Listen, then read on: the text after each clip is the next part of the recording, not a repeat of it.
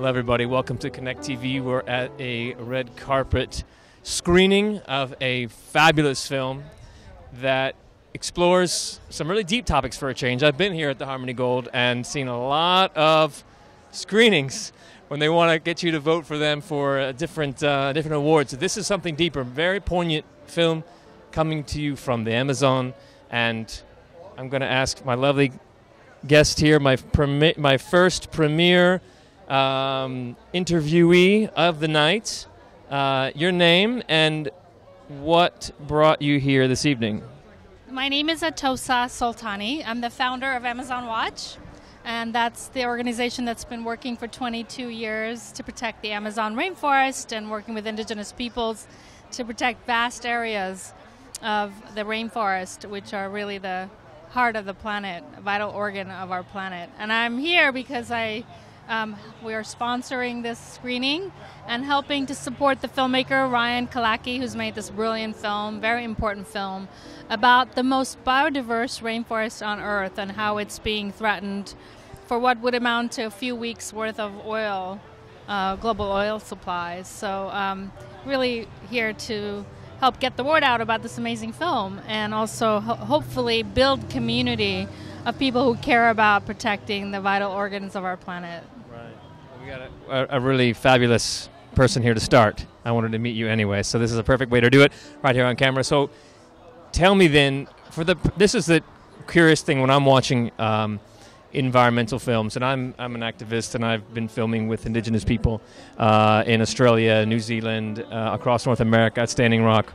And I wonder from that audience perspective, the average person here running about their daily lives, trying to make ends meet, trying to just move towards their dreams, take care of their family, why should they stop and pause and watch and start to care?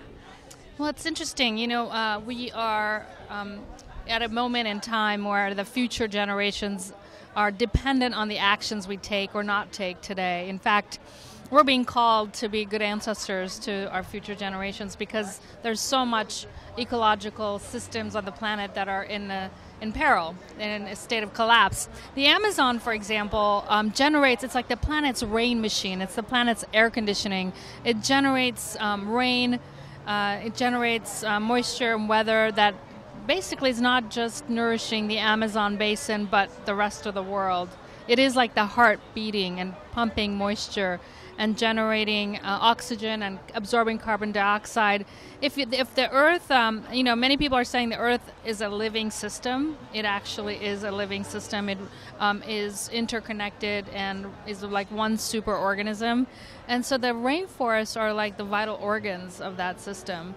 And the way that we have to remember that we're cells. We are really cells in a larger body of a living being. And we're being called to basically step up our awareness and also take action, not to cut out our hearts or our lungs. I mean, you could see if you lose a limb, you might survive, but to lose your vital organs of your body, you will not survive. So the same way the Earth is critical.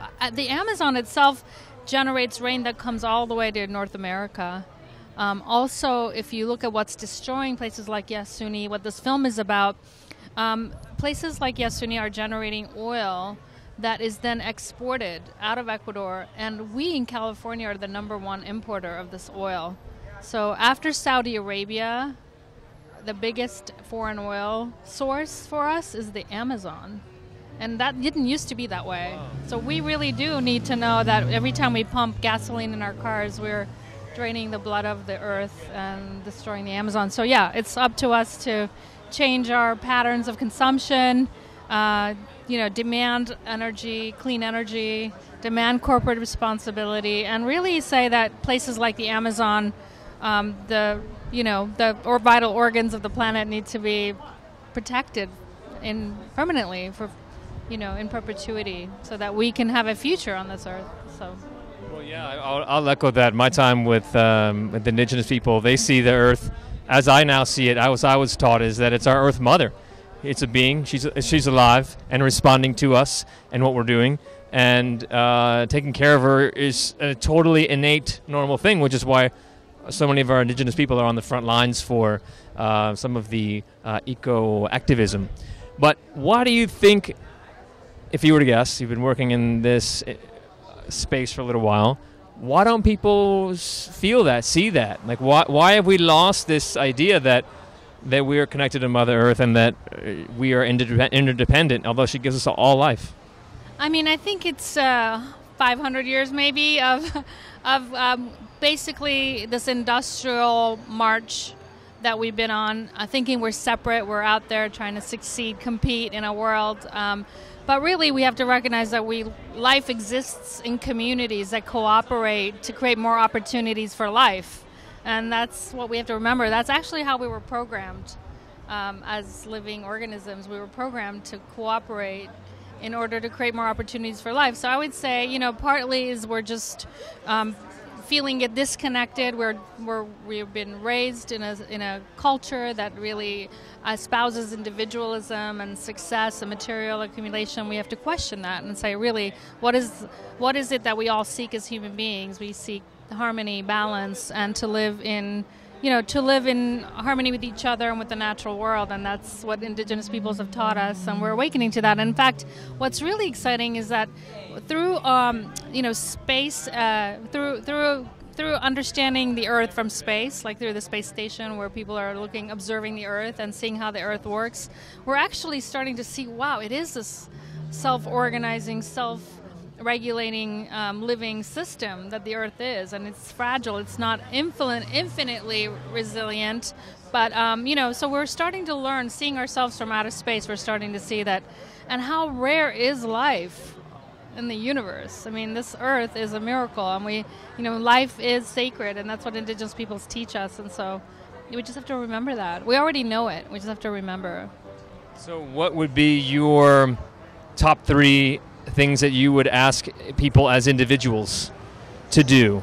I think I would say that, basically connect with their bioregion, connect with where the water comes from, when their food comes from, where they live, the ecosystems, the animals, the groundwater, the oceans, everything around you is a living system. So connect with that.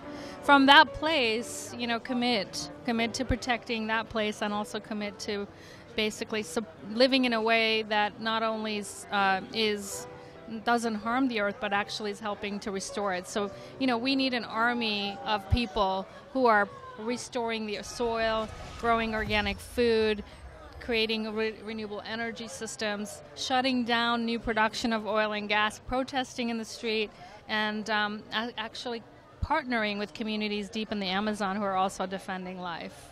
So, what is the main thing that keeps you? What do you feel is your personal purpose or personal mission, and how is that being? How is this your work with Amazon Watch fulfilling that purpose?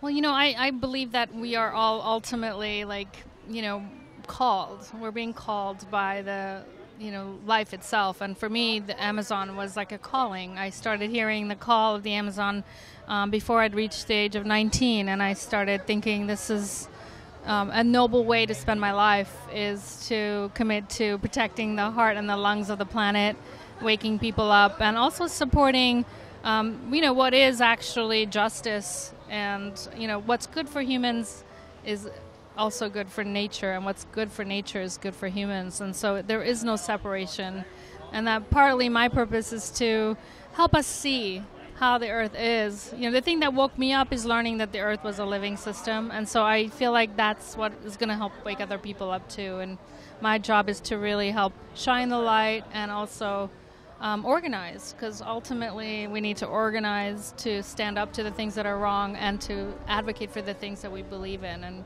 so we're working right now to protect an area of the headwaters of the Amazon basin, of an Amazon River. The headwaters in Ecuador and Peru are some of the most biodiverse places on Earth, and we're working to protect that. And that's something that people can get more involved with.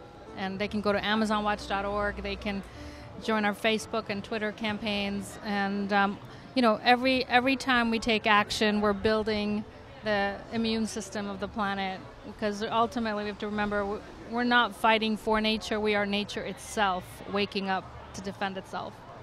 So. Sounds like you guys need me to do some filming for you and continue my series, Systems Busters, which is actually on Connect, Systems Busters. So how do you feel, and this is what I, as a person who works to help people remember who they really are, find their purpose, find their light, I like to show also how you will be, not that just we're obligated and have responsibility to protect and secure and assist, but how your life can positively begin to sparkle much greater once you step into that, or, for example, connect to Mother Nature. How have you seen your life or other people's lives shift when they reconnect or they reawaken their connection to Mother Earth? Yeah, I mean, that's ultimately what I see. Lots of people come to the Amazon looking for that connection, and I think almost everyone who's ever traveled with me or traveled to the Amazon came back transformed. Once they recognized sort of the massive, giant systems of life that are at play, and those systems are like we are. They're fractals of that. What exists within us is also what exists without. So, but connecting with nature. Connecting with beauty and diversity of life, connecting with animals, connecting with cultures that have something new to teach us, something that we never thought of, and actually getting beyond our own concerns about just ourselves, and realizing that we're the happiest when we're in connection with others, and together this is all about connecting with. I say the key word is connecting with other forms of life, connecting with other cultures, connecting with Earth. That's the real awakening, comes from that connection. Part of the reason why we're here, to reconnect with one another, to remember our infiniteness, remember that we're all one, and opportunities like this endeavor are ways to kind of jump into that. Now, what's up next specifically for Amazon Watch? What are your objectives for this 2018 calendar year? Well, I'd love to invite Leila Salazar next, the executive director of Amazon Watch, to tell us. I think that it's an exciting year for the planet. The big summit in California on the climate. Again, campaigns to organize to actually say we are in a process of a U-turn. We've been expanding fossil fuel productions for over 100 years, and now we're actually shutting down and going on a decline, a managed decline of fossil fuel production because our climate requires it. And we are in that moment in time. And we just need to basically remember that this is the turning point, and the people who are leading that turning point are, I would say, their future generations are going to thank them. So it's time to join that party. But I'd love to invite. You want to grab her? I'll grab her. I'll just keep the audience occupied while I go ahead and grab whoever you like. We'll continue the conversation. Is this our lady over here? Thank you so much. Yes, you're welcome. Oh, what was your name again? Atosa. Atosa, Michael Matucci. I'll connect with you later on. Thank you so much. So we are continuing here from Sunset Boulevard at Hollywood Gold, and we're going to bring somebody else. I'm going to get you over here because my hand's already tired from holding this hand, so I'm going to switch hands. What's your name and what brings you here tonight? My name's Carmel Snow, and I came here. I'm actually visiting LA. And I came here to see the film, but my family actually has been involved in it, and I lived in Ecuador for a bit and was in the mix in the office and etc. and the Amazonas, and so yeah, out here. Okay, so that was just a big, really quick pass on I was in Ecuador and in the mix. Okay, let me hear a bit more about, tell our interested audience what that means and what it meant to you. It was a really informative time. I was there at 16, and it was kind of like around when the Crude documentary came out. And yeah, I was like helping out in the Frente de la Defensa del Amazonas, or Amazónica, something, yeah, this office. And then I also went to like Lago Agrio in the central part, which is really intense. And that was really crazy because it's like I'd seen pollution before, but it was just like such a intense articulation of it and such a beautiful part of the world. It was just really wild and just very like linearly bad, you know, because sometimes you see things you're like, what's going on? But I was like, oh, this is like scary. So it was wild, and like lived more in Quito and Cumbaya, like the suburbs of the city, but then would go and do projects in the Amazon and would do like work for tour groups or just go spend time there. But I also spent a lot of time in the like polluted part, and it was crazy. So when you say it was crazy, tell me, give me an example of a story or an experience that you witnessed or you were a part of. Well, I was like a Volcom like fellow, kind of, and you know, you'd like go walking in the jungle and you would just like walk on oil and you're like, oh yeah, like that's right there. And I think it was really crazy, and also just being in Lago Agrio in the city and like seeing the people and like the very linear problems. It was just a very direct correlation to like oil problems where, you know, you feel it in the city, but it's more abstract. And it's like in the air and it's in the food and it's like around us right now, especially in LA, but it's just so much more directly like negative there. And now it's just such a wild moment to really feel that and just be like, oh my God, the Amazon and like the heart of the earth and the spirit and like so much beauty and then so much just like fucked up in spaces.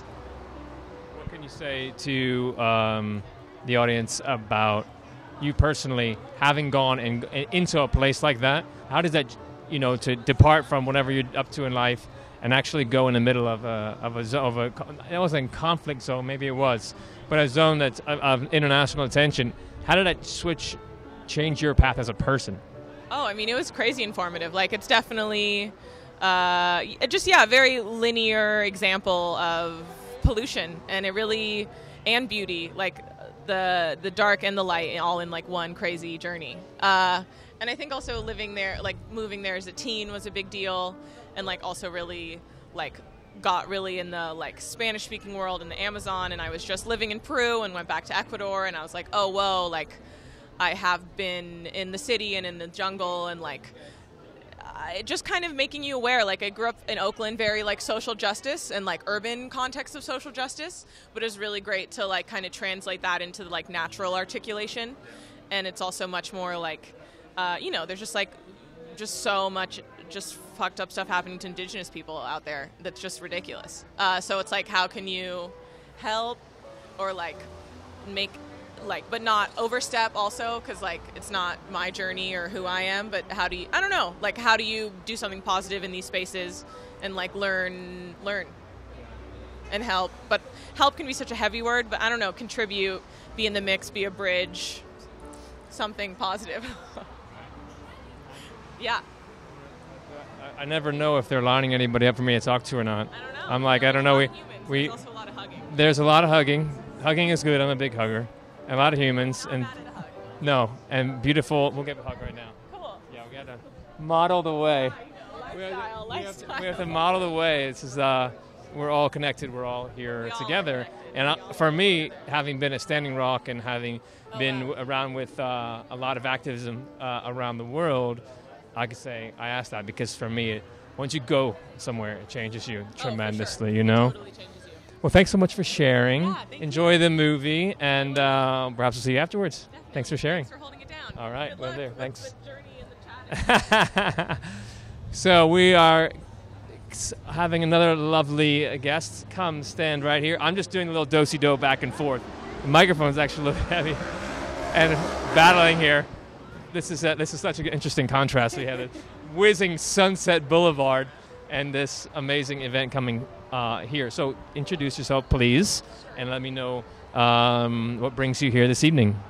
Well, my name. Should I look at the camera? You can look wherever you're comfortable. Is this live? It's live. All right, hi, we everybody. don't really stop. We go. We just, so it's whatever feels good. You can look at me if it feels easier. Okay. You're not obliged. So my name is Leila Salazar Lopez. I'm Chicana from Southern California. So originally from Southern California. So I'm really glad to be home. Yeah. I'm the executive director of Amazon Watch, and as you have probably already heard, Amazon Watch is one of the co-sponsors of this event. Amazon Watch is an organization founded in 1996 working to protect the Amazon rainforest and defend indigenous people's rights and our climate. And we are just so excited and happy to be co-hosting this event tonight, YASUNI Man, this film screening, to really highlight the impacts of oil drilling and extraction on the Amazon rainforest, the impacts of oil extraction on the Amazon rainforest and the people and our climate. That's why we're here tonight, to bring awareness, but then also to encourage people to take action. And there's going to be an opportunity for everyone to take action at the end of the event, because we have for over 20 years have been expressing our concern about the threats to the Amazon rainforest. Everything from oil extraction to mining to industrial extraction to mega dams to roads. All of these different threats are impacting the world's largest rainforest. And we think the Amazon, it's so immense. It's the size of the continental U.S. It's immense. But this rainforest, if you could think about how big it is, 40% of it has already been deforested and degraded just in the last 60 years. And scientists say that if current threats and current industrial expansion continues, then this rainforest, that is the vital source of life on planet Earth, could reach its tipping point.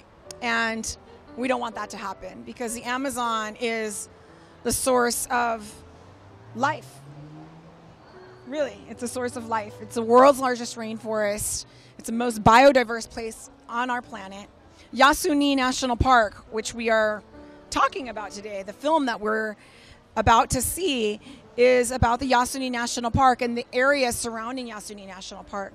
Scientists have said that this is the most biodiverse terrestrial ecosystem on our planet, on Mother Earth. And yet it's threatened by oil extraction. Everything north of YASUNI National Park has already been, quote unquote, destroyed in terms of biodiversity and impacts on cultures. Yes, of course, there's still indigenous people and farmers and communities that live there. But what's north of YASUNI is what Texaco and Chevron left a toxic legacy of. People might have heard of the Chevron in Ecuador case. It's in Ecuador. It's in the northern Ecuadorian Amazon. And if you can imagine, what we call it is a rainforest Chernobyl. It is one of the most devastating and toxic environmental disasters on planet Earth. And it was intentionally caused. It was intentionally caused by Texaco, now Chevron. And so for over 20 years, we've been working to hold this company accountable. And it is one of the most devastating, horrific things you could imagine. And yet we've seen what's happened there, and the government and the corporations want to continue expanding that same model into the southern Ecuadorian Amazon and into YASUNI and into the Peruvian Amazon, into the Bolivian Amazon, the Colombian Amazon. So our message here today is, why would we continue to drill in the most biodiverse place on the planet? Why? For a few days worth of oil. It's literally a few days worth of oil that we're talking about. What we know is, in order for us to maintain any kind of climate stability on our planet, we have to keep fossil fuels in the ground.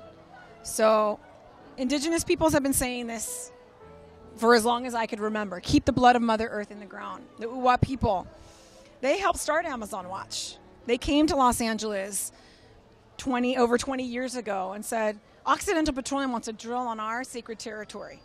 And we don't want that. We want to keep the blood of Mother Earth in the ground. And this message has resonated to the movement. And scientists have now confirmed what indigenous people have been saying for decades.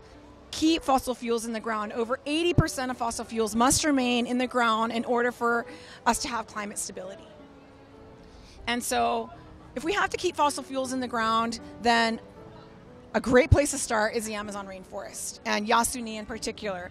Unfortunately, oil drilling is happening there, and what we say is no more further expansion.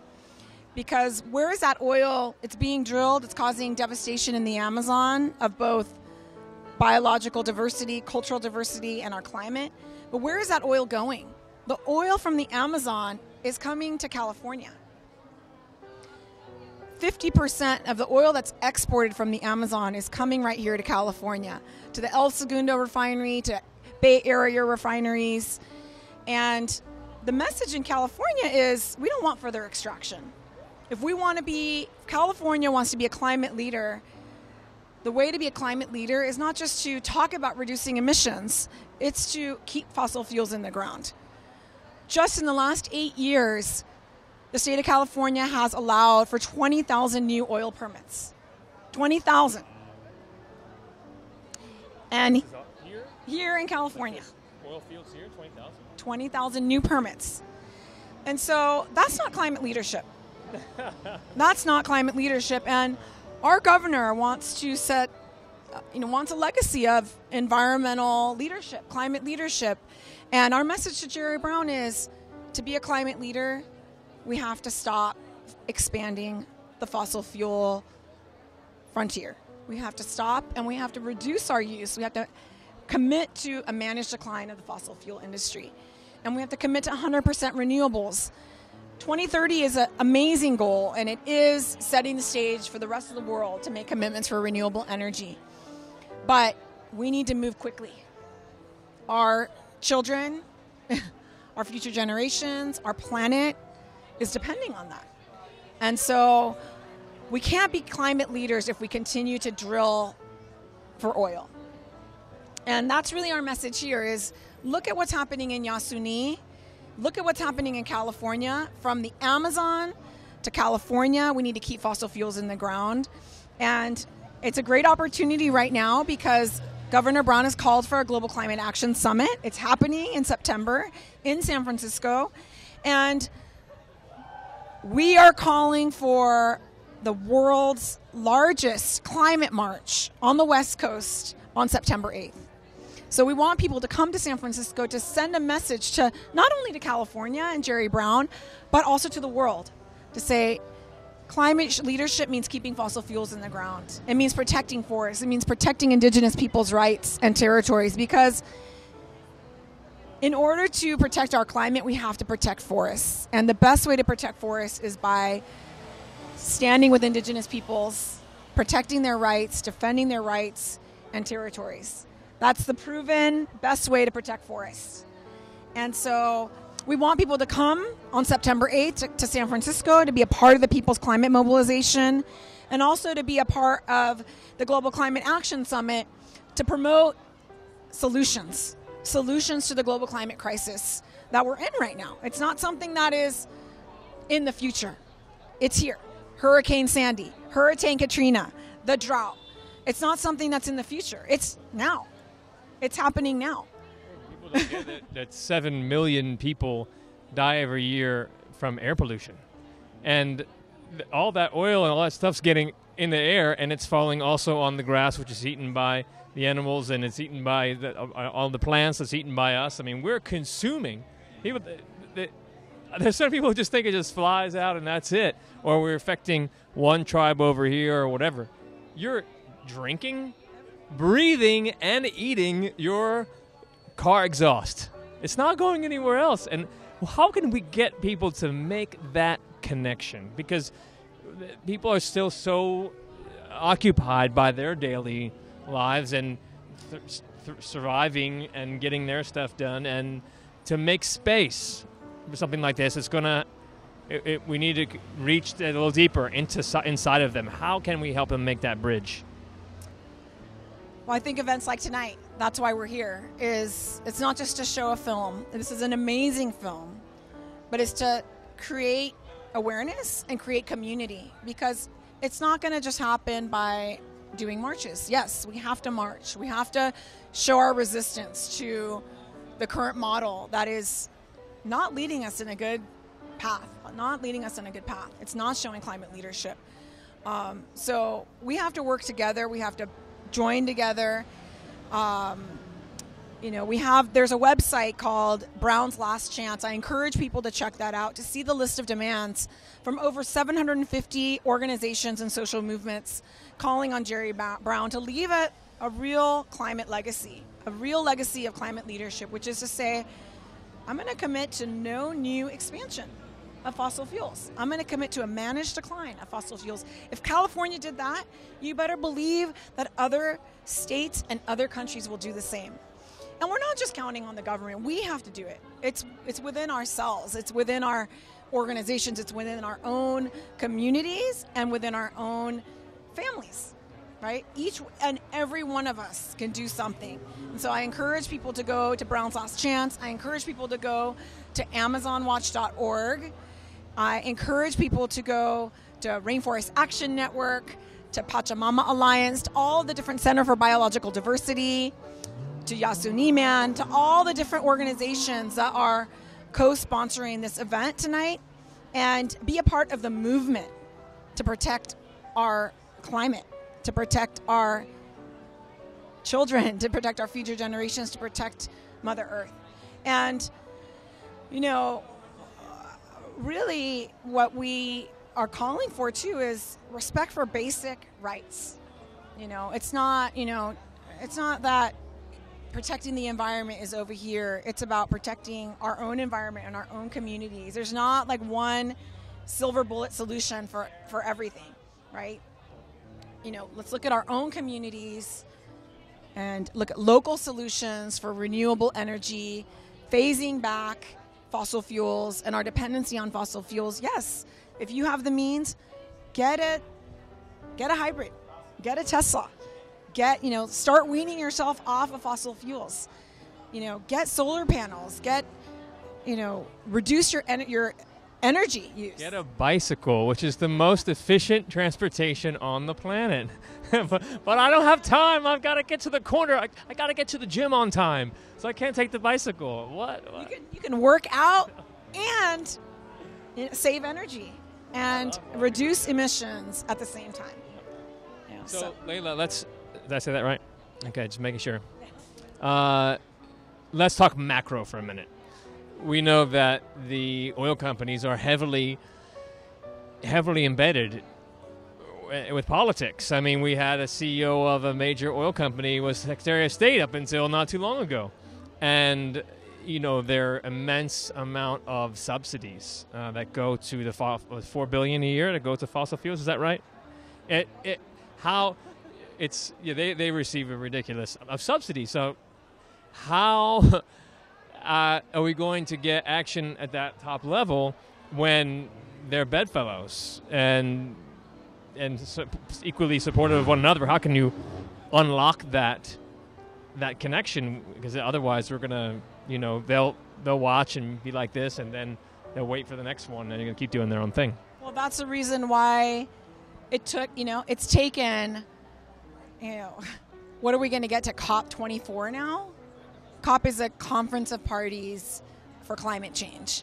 And personally, I think it's ridiculous that it's taken 24 years for governments to make commitments on climate action.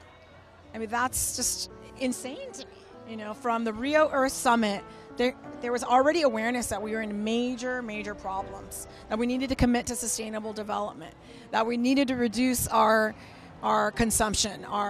We're not going to buy our way out of this problem. We're not, Green consumerism is not going to save us. What's going to, quote unquote, save us is reducing our use, not continuing to consume and doing it, with a different kind of fuel.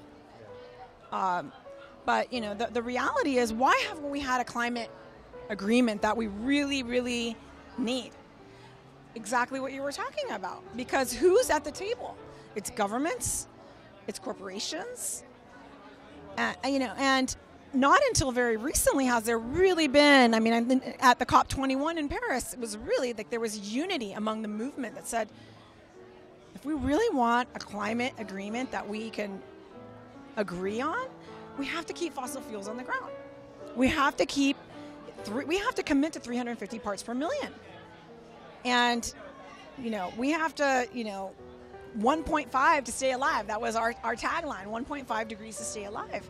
And, the Paris Climate Agreement was a great step in the right direction. Commitments by 196 countries to roll back fossil fuel use, to roll back emissions. not fossil fuel use, to roll back emissions. But nowhere in the Paris Climate Agreement is there mention of rolling back fossil fuels or keeping fossil fuels in the ground. And why? Who's at the table? Who's paid off by who? And that's the problem. That is exactly the problem, that our governments are still dependent on these industries, these dinosaur industries. And what we need to do is remind our governments who they work for. They work for the people. They work for the people. And that's why we have to be in the street on September 8th. That's why we have to make sure that September 8th is just as big as the 2014 People's Climate March in New York. We need 500,000 or more people in the street in San Francisco. And I think we could do it. I mean, we're talking about San Francisco. We're talking about California. We could do it. We need to be in the streets to tell whether or not the federal government cares or not. We need to send a message that the people are not down with continuing this current model, are not accepting the rollback of our environmental laws, the rollback of our EPA, the rollback of our protections of our public lands, of indigenous lands, of sacred lands. We're not okay with that. Not in the United States and not anywhere else. And I think that's important also to make that connection that, yes, we're here in the U.S., but this model that we're continuing to promote, also reverberates throughout other countries as well. Let's talk about Brazil. Brazil, the president of Brazil overthrew a democratically elected leader. And what is Brazil doing now? Rolling back environmental laws, rolling back rights of indigenous peoples, rolling back demarcations of indigenous peoples' territories, which are the best protection for rainforests. What are they doing? They're expanding and promoting plans for developing and expanding agribusiness in the rainforest. And in Brazil, that is the biggest threat, agribusiness. So maybe we can't convince the federal governments, but, we're going to keep trying. And we're going to continue to also, we're not going to just pressure the federal governments. We're going to look at all levels of government, promote solutions, and we're going to hold accountable those corporations and those banks that are financing these dirty and destructive projects. That's what was done in Standing Rock, right?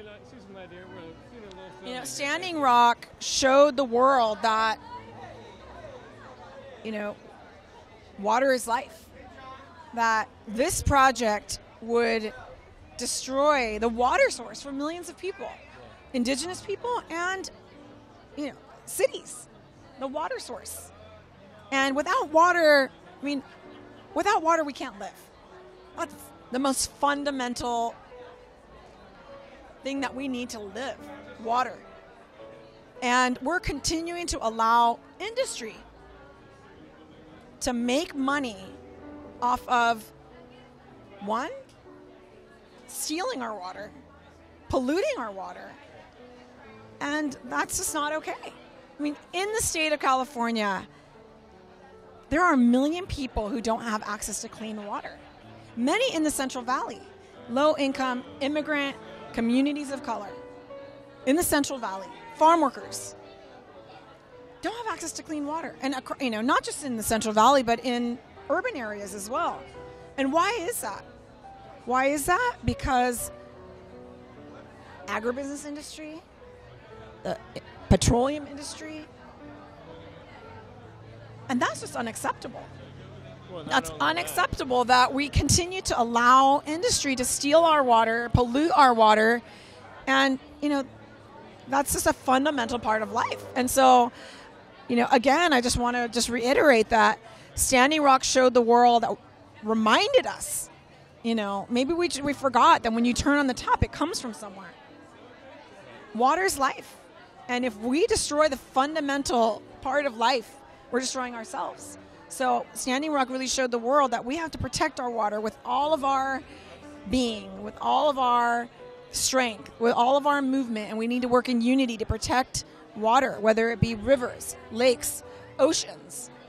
And You know, the Amazon might be somewhere so far away, or we all think it's so far away, but we're completely connected to it. One, I was saying that the oil comes from the Amazon to California. And the Amazon creates the rain clouds that irrigate all of South America. And they even come all the way up to North America. The Amazon is the engine of the global weather system. Without the Amazon, we do not have the weather system that we have now. It's off course as long as as if we continue to destroy and threaten the Amazon, our weather will continue to get crazier. I hear people saying all the time, our weather's so crazy. Well, it'll get crazier if we continue to allow this. So when we say at Amazon Watch, we're firm in resisting further destruction. Like our 3 strategies are stop Amazon destruction, advance indigenous people solutions, and support climate justice. And so we are about resistance. We are about putting our bodies on the line and saying, no more. This is enough. And we are about saying, support the solutions of the communities, of the frontline communities, of the indigenous peoples who are protecting forests and protecting life for all of us. So I can go on and on, but that's I know the feeling. I know the feeling. I certainly can as well. I've spent the last 2 years with indigenous peoples, environmentalists and scholars and elders and activists, healers from all over the English-speaking world, so Australia, New Zealand, and North America. And I have a show on Connect called Systems Busters, which is featuring these different indigenous people. And we have so much to learn from New Zealand. Yeah. Oh, I love. They some of our allies from I Don't Know More and the Rights of Nature movement have been connecting with the Maori people in New Zealand, and you know they have a model that can really teach the world about the rivers having rights, about indigenous people having rights. And, you know, there's a UN declaration on the rights of indigenous people. It took 30 years of hard work by elders and indigenous people from around the world to get recognition at the UN. 30 years. And it's been 10 years, 11 years, almost 11 years since it's been signed, but there's still a long way to go for it to be implemented. Yeah. And then there's models of rights protections, you know, in Sarayaku, the Quechua people of Sarayaku. You know, they've, you know, forced the Ecuadorian military and companies to go off their land, you know, when they were, you know, went on their land to drill for oil without their consent. They took the Ecuadorian government all the way to court, to the Inter-American Commission, to the Inter-American Court, and they won. And that's a model. It's a model for indigenous people's rights all over the world. And there are examples and there are models. And Sarayaku has this example of this case, but then they also have an example of a proposal that is visionary about protecting sacred areas, protecting the living forests of the Amazon, which are sacred territories. And they're calling for a new category of protection for their living forests. There's national parks like YASUNI, but YASUNI is being drilled on. There's proposals for extraction. YASUNI is chopped up into a bunch of oil blocks. You know, indigenous people's rights are recognized and territories are recognized, but the subsurface mineral rights are the government's. So the government can still auction off the oil and the minerals to companies. Well, you know, and I mean, I met some Brazilian indigenous people who were, when I was in New York, to visiting the UN to tell their story. Even when there are protections, that loggers went right into their area and their people get killed. They actually murder the indigenous people in order to illegally log certain areas. So even when there are supposed protections, the consciousness is not that space, especially Brazilian wood. Apparently Brazilian wood's like a cool, amazing thing to get. Well, if you're buying Brazilian wood, it's like buying bud diamonds, yep, exactly. You know? Exactly. And we don't understand how important every acting consciously and coming from having intention behind everything that we're doing and buying and so on, how it has such an amazing effect all the way on the line. So what would you say then, last what would you ask for tonight from LA, from anybody watching, a step that they can do today to make one little bit of difference? A very easy thing you could do is go to AmazonWatch.org and Brown's Last Chance and sign our petitions and take action to call for the end of Amazon crude, to sign the petitions and the calls to action to tell Jerry Brown that in order to be a climate leader, we need to make commitments to no further extraction in California and make a commitment to a managed decline of fossil fuels from California to the Amazon. So those are two immediate actions. If you go to AmazonWatch.org and you go to the Take Action section, there are numerous petitions you can sign, and you could also contribute.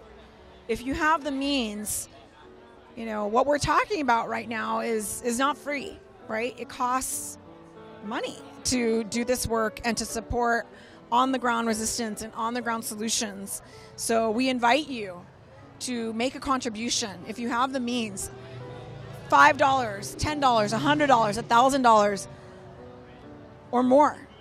Become a donor to Amazon Watch, become a contributor to support our incredibly important work to protect the Amazon and defend indigenous people's rights and our climate. Beautiful. Thank you, Leila. I hope I get the chance to run to you after the show. Pleasure to speak with you. Thank you. I'll get our director on here. Before where did time go? I know, this is the director, Ryan, from this, the creator, director, producer. I understand how it is to be in your shoes. There's probably so much that you could say. Can you encapsulate this journey of 9 years?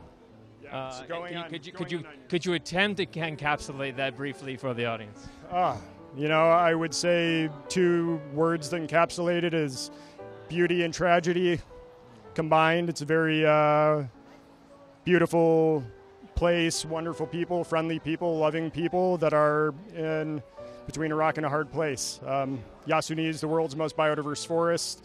Inside of it live Ecuador's last remaining clans that are in voluntary isolation. And below their territory is Ecuador's largest untapped oil reserves. And it's creating a dire situation in this part of the Amazon.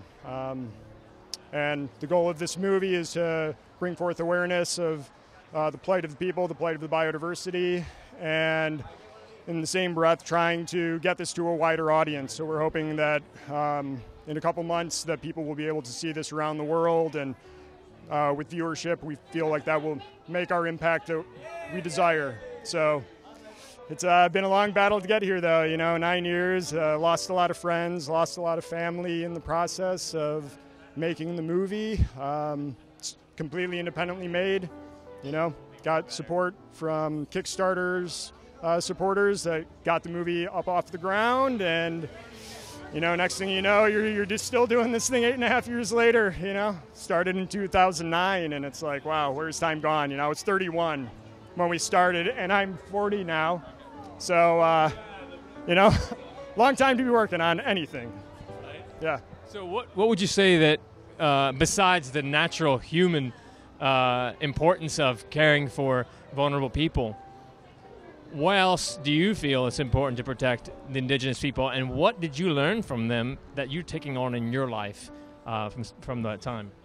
Yeah, geez, that is a tough question. I mean, I think being with them and living more simply is probably one of the biggest things that I've learned. Also living in the moment, because you have no idea when your last day is upon you, and the Warani people showed me nothing but love and respect, and I hope that when people see this movie that's what I'm trying to do in return. What are you most proud of in regards to this project in its entirety? I just tried to tell a truly unbiased story, I think, showing all the conundrums that these people are faced with, showing the complexity of an area that is you'll see it's very difficult to, crunch this entire story into an hour and a half.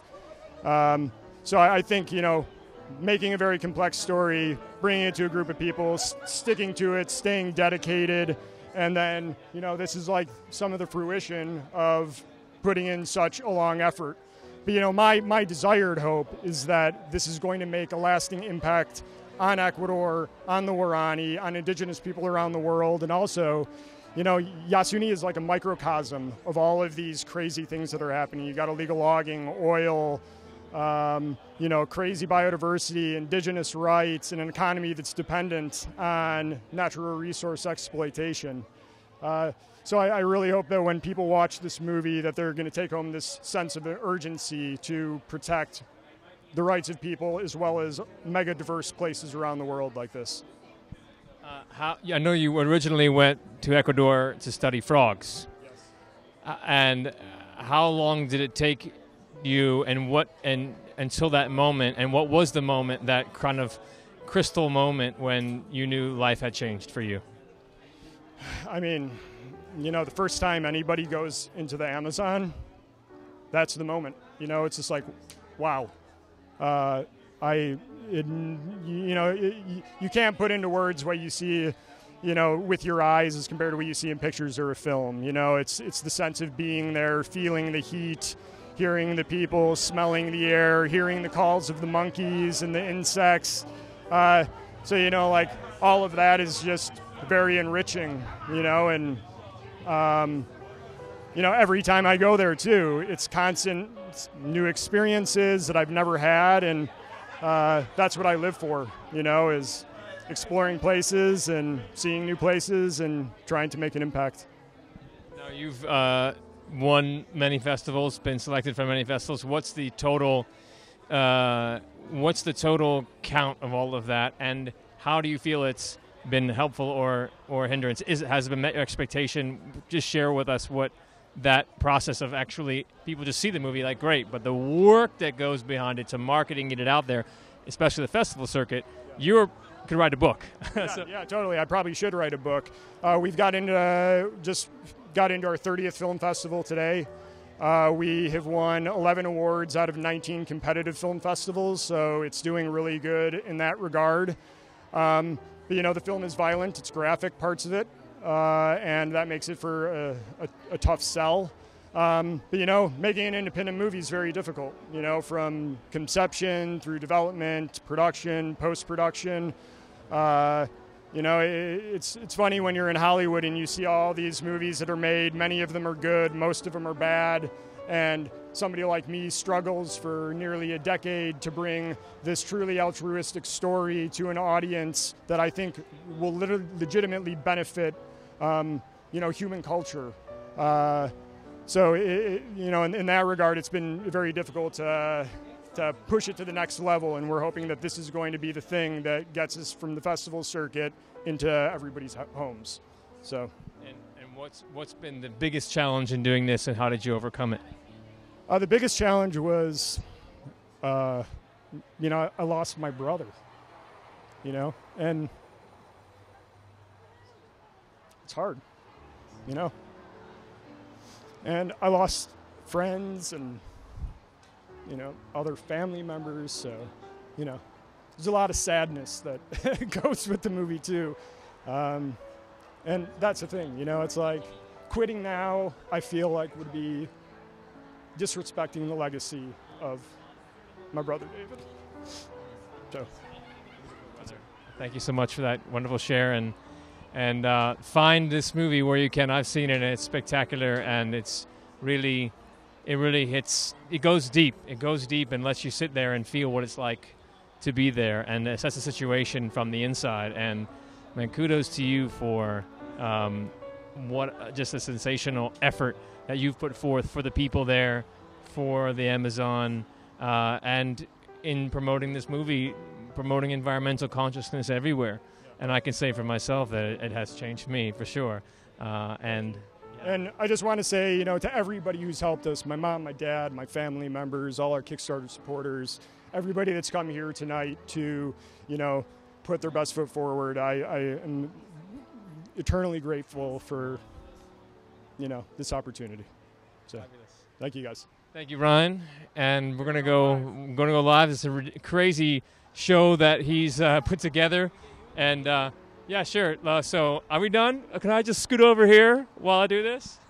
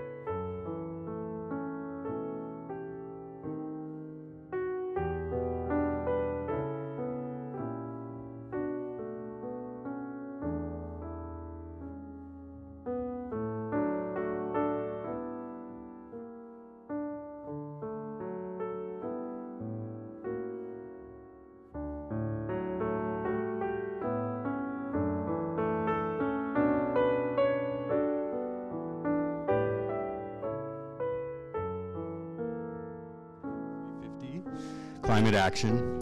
And we're going to start tonight's gathering with some words of blessing from and a welcome from Lydia Ponce, who is the co-director of American Indian Movement, Southern California, and she will be reading a blessing from Tonga elder Gloria Arianes. Thank you.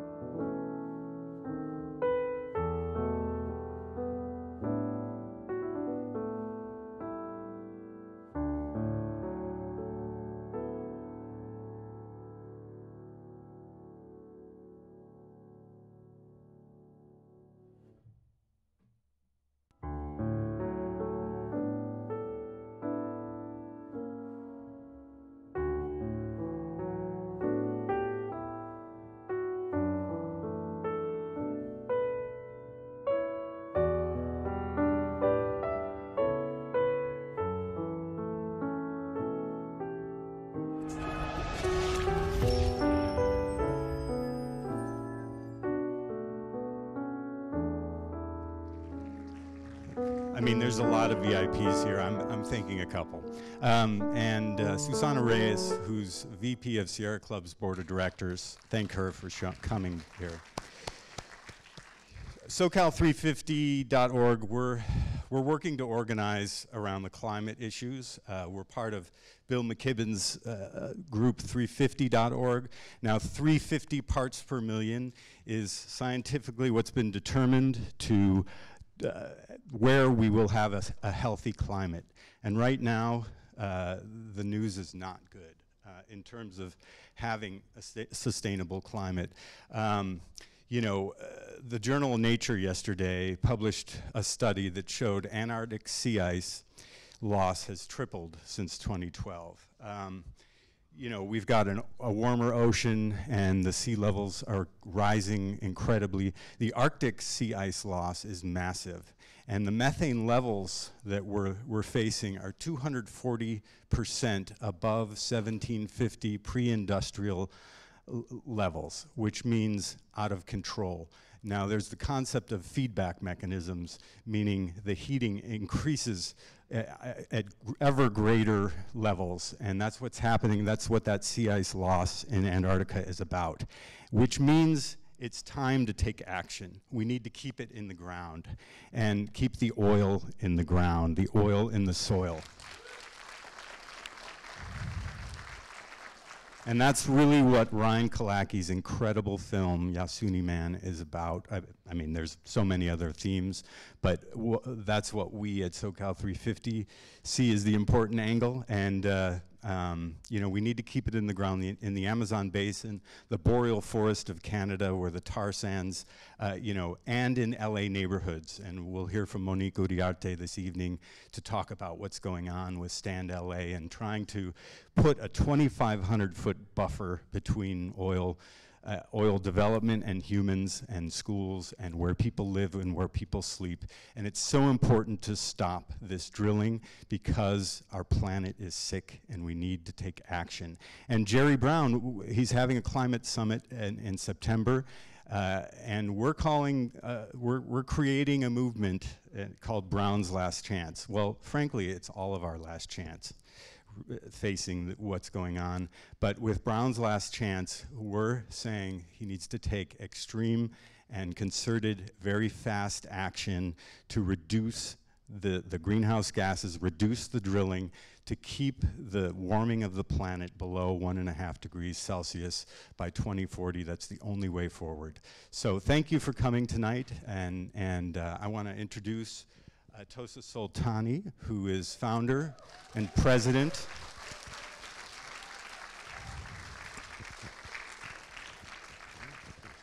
Incredible force of nature, and founder and president of Amazon Watch. Thank you. Thank you. Good evening. Welcome, everyone. Thank you so much for joining us this evening. I want to recognize the host committee for organizing this amazing turnout. Give yourselves a round of applause. Please stand, host committee. Woo! Thank you.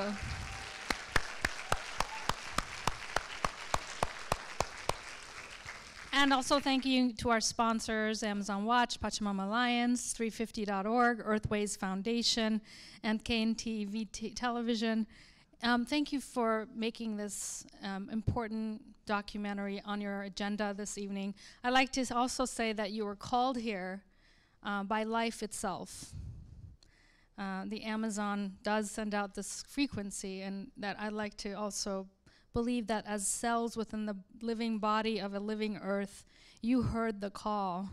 And you didn't have to be, also it helps to be a little nudge, to have a little nudge from your friends, but that you were called here tonight. And yeah, so Amazon Watch is the organization that I founded and I continue to love as the president. And I'm excited for you to meet the executive director, Leila Salazar, and also hear from our beautiful panelists. But now I want to introduce to you the filmmaker, Ryan Kalaki. Ryan has been a passionate wildlife biologist.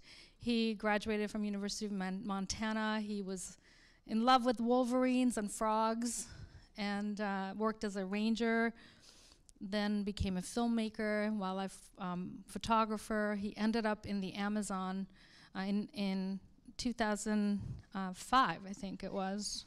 At least, I think it's been 7 years he spent making the film.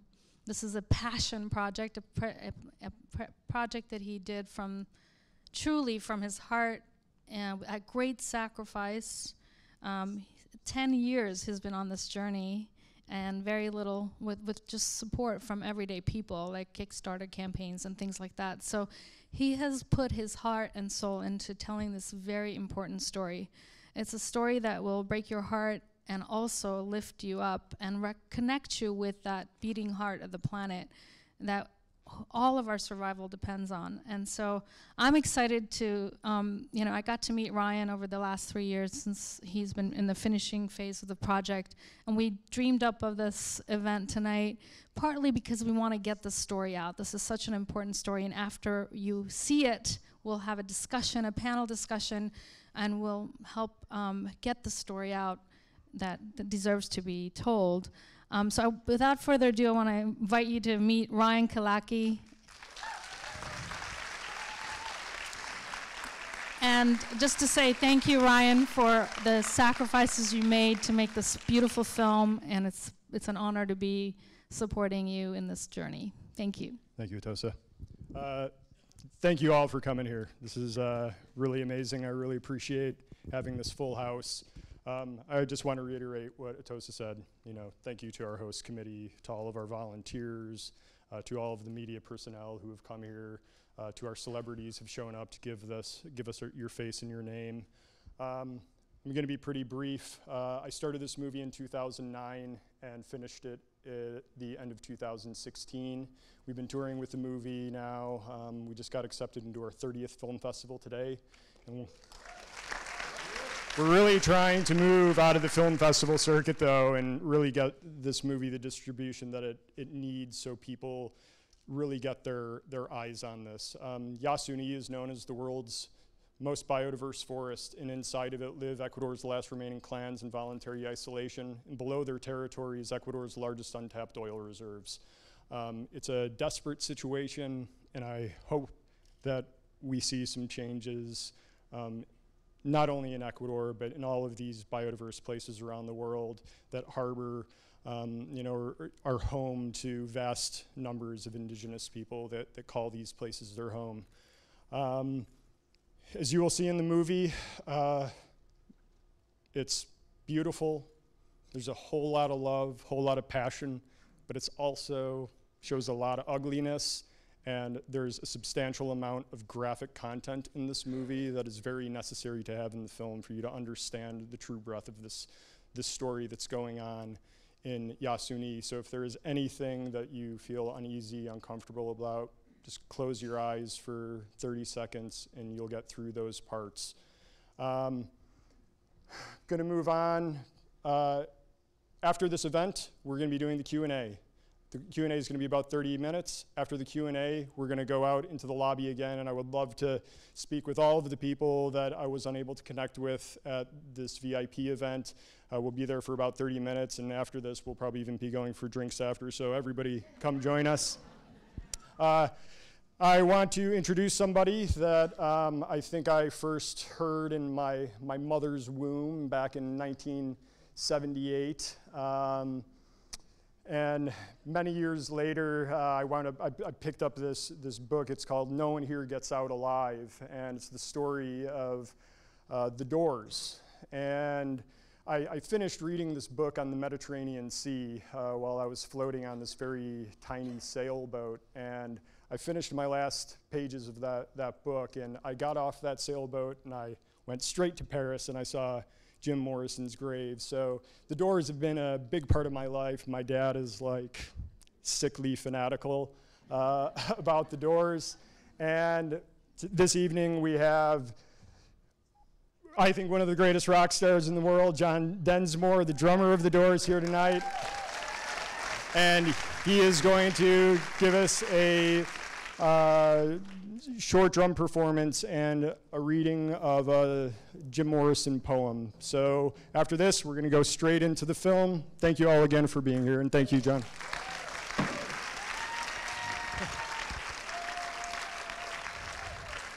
Ryan, I think it was your mother's heartbeat you heard.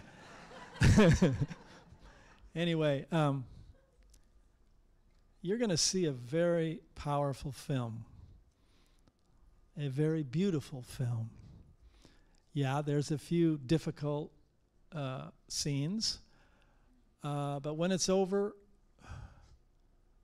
there's a possibility that your life might be changed. Mine was. I have this image, which I hope stays with me, of a group of people walking barefoot and naked in the jungle, living off the land, and it does something to my heart. I don't know what. Maybe my old bandmate Jim Morrison can articulate it better through his poetry, so I'm going to do that. An excerpt from American Prayer. Yeah, yeah, yeah. Hello, hello.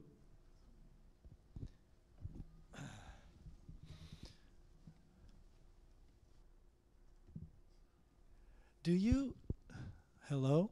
I like the other mic better.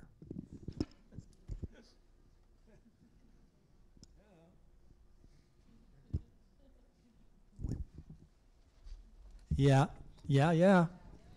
Exactly.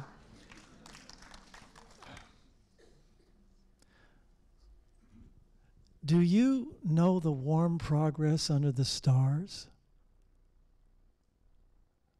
Do we know we exist? Have we forgotten the keys to the kingdom? Have you been born yet? And are you alive?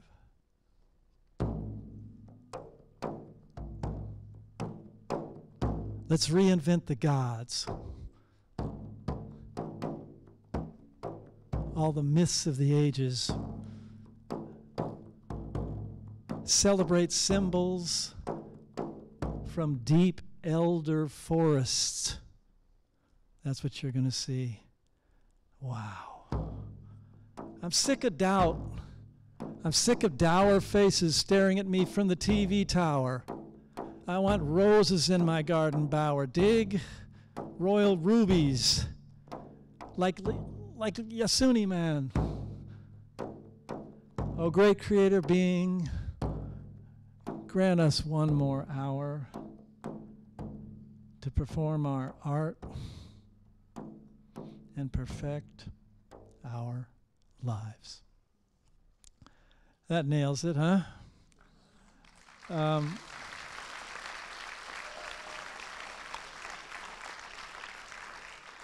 So, just a couple more lines from the Doors, a song, and then I'll be out of here, and you can enjoy this film. When the Music's Over had this lyric, we want the world and we want it now. We wrote that during the Vietnam War because our leaders were doing lots of things which most of the population didn't agree with. Kind of similar to today, but anyway. And so we wanted to take the world back. And we did. It needs to be underlined. We, the people, stopped the Vietnam War. So enjoy the film, and here's an excerpt from When the Music's Over. What have they done to the earth? What have they done to our fair sister? Ravaged and plundered, ripped her and bit her, stuck her with knives in the side of the dawn, tied her with fences, and dragged her down. I hear a very gentle sound with your ear down to the ground. We want the world, and we want it now. Now? Now!